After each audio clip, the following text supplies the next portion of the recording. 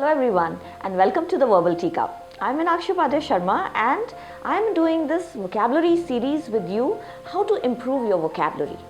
So we talked about 3 tips in the last 3 sessions. If you've not seen the videos, please do watch them. The first one was vocabulary through root words. The second one was vocabulary through reading and the importance of maintaining a vocabulary register. The third one was vocabulary through visualization and stories. And this is the fourth tip, the fourth video in the session, which talks about vocabulary through synonyms and antonyms. Now this is very important. So people say that you have to mug up synonyms and antonyms and things like that. Actually you don't. Synonyms are basically words which are similar in meaning. तो एक जैसे words आप उनको club कर सकते हो एक साथ. So in your vocabulary register just start noting down एक तरह के जितने words आपको मिलते जाते हैं. जैसे एग्जाम्पल मैं आपको देती हूँ, smile, giggle, laugh, guffaw, smirk. अब ये सब स्माइल से रिलेटेड वर्ड्स हैं, लेकिन कुछ डिफरेंस है. So the synonyms smile, giggle, laugh, guffaw, smirk, chuckle, there are so many more, giggle, and in this case the words are synonyms, but सब words में थोड़े थोड़े डिफरेंस हैं. अब स्माइल आप जानते हो, लाफ जोर से हंसना, गिगल खिलखिला के हंसना जैसे बच्चे हंसते हैं या लड़कियां हंसती हैं, है ना. स्मर्क जो है वो नेगेटिव स्माइल हो गया. गफाओ जो है वो बहुत लाउड लाफ्टर हो गया. अब वो पॉजिटिव सेंस में भी हो सकता है और नेगेटिव सेंस में भी हो सकता है, तो वो हो गया गफाओ, है ना. तो इस तरह से ये सब स्माइल के सिनोनिम हो गए. अब आप बोलोगे एंटोनिम्स, तो antonyms are opposite in meaning. अब स्माइल का उल्टा क्या होता है? Cry. So cry, weep, howl and cry out, etc.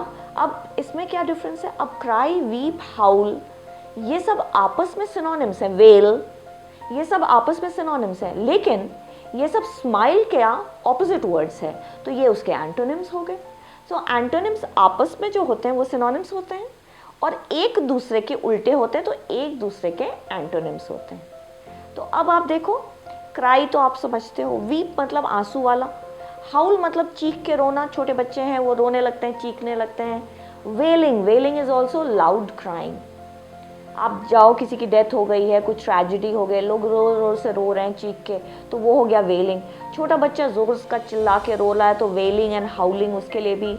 Even रात में आप सुनते हो वुल्व्स एंड ऑल, या डॉग्स की आवाज़ रोने की, ठंडी के रात में, ठंड की रात में आप विंटर नाइट्स पे सुनते हो जो ऊ की आवाज़ होती है डॉग्स की. लोग बोलते हैं बड़ा अपशगुन है, इनऑस्पिशियस है ना.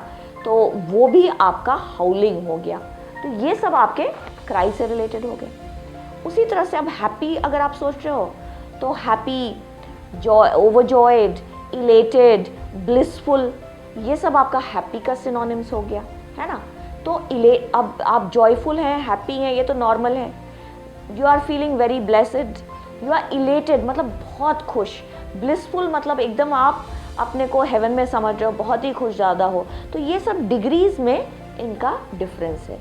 बात तो सब खुशी की ही कर रहे हैं. और जब आप दुख की बात करते हैं तो सैड एंड मोर्नफुल. अब सैड और मोर्नफुल में क्या फ़र्क है? सैड आप normal, you are feeling blue, you are feeling, आपका मूड ऑफ है, यू आर फीलिंग ब्लू.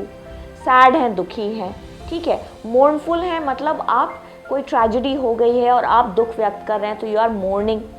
तो ये सब आपके सैड के वर्ड्स हो गए. तो इसी तरह से आप देखोगे कि ये सिनोनिम्स और एंटोनिम्स जो है ना, आपको जब एक तरह के वर्ड्स मिलते हैं तो आप उनको एक साथ ऐड अप करो अपने वोकैब रजिस्टर में. और इवन थिजॉरस करके एक डिक्शनरी होती है जिसमें सब सिनोनिम्स लिखे होते हैं, तो उसके थ्रू भी आप पढ़ सकते हो.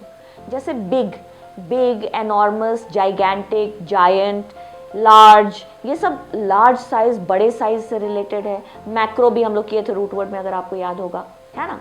और स्मॉल, तो small, minute, insignificant, microscopic, micro वाला वर्ड भी था, ये सब स्मॉल से रिलेटेड हो जाएगा. तो ये आपको मिलते रहेंगे वर्ड्स. उसी तरह से abandon, give up, renounce, abjure, ये सब to give up, to abandon, इस सेंस में यूज़ होता है. तो सिनोनिम्स एंड एंटोनिम्स के थ्रू अगर आप पढ़ना शुरू करोगे तो अगेन आपके वोकैबुलरी में बहुत जल्दी एक जंप आ जाएगा. और जब आएगा तो आपको लगेगा कि अब हमारी वोकैबुलरी इम्प्रूव कर रही है. तो आप पॉजिटिव फील करोगे। नहीं तो क्या होता है, आप लिस्ट से याद करते जाते हो और आपको लगता है कि आप भूलते भी जा रहे हो। तो ये ट्राई करिए आप, इससे आपको बहुत फ़ायदा होगा। लेकिन अगेन हम आपका रिपीट कर रहे हैं एक बात कि रिवाइज़ करना बहुत ही ज़रूरी है। तो जो भी आप पढ़ रहे हैं, डेली रिवीजन 5 मिनट रख दो, सुबह और शाम जब आप रिवाइज़ कर रहे हो। और देन उसके अलावा then you can even revise everything once a week, and you will see that your vocabulary will definitely improve. That is all for today. Thank you very much. Bye bye.